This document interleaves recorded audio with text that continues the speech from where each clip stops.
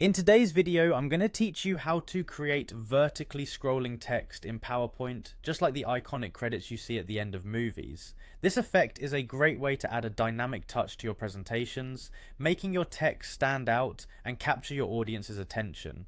Let's dive right into it. First, you'll want to open PowerPoint on your computer.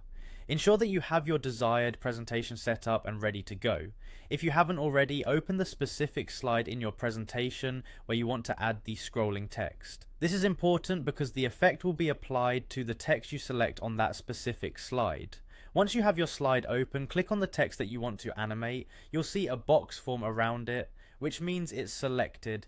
This is crucial as it tells PowerPoint which text to animate. Now with your text selected, look towards the top of the PowerPoint window and click on the Animation tab. This tab houses all the animation options we'll be exploring. Now up in the ribbon on the Animation tab, locate the Animation drop-down menu. Click on this to reveal all the available animation effects. At the bottom of this drop-down, you'll see an option called More Entrance Effects. Go ahead and click on this. A new window will appear showing a wider selection of animations that you can apply to your text. Scroll down through these options until you find Credit. This particular effect is designed to mimic the motion of movie credits, giving it that vertical scrolling effect you're after.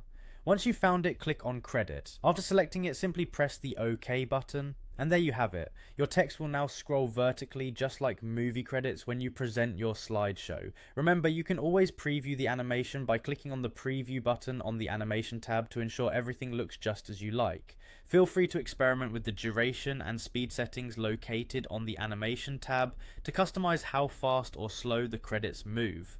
This can help you match the tone and pace of your presentation.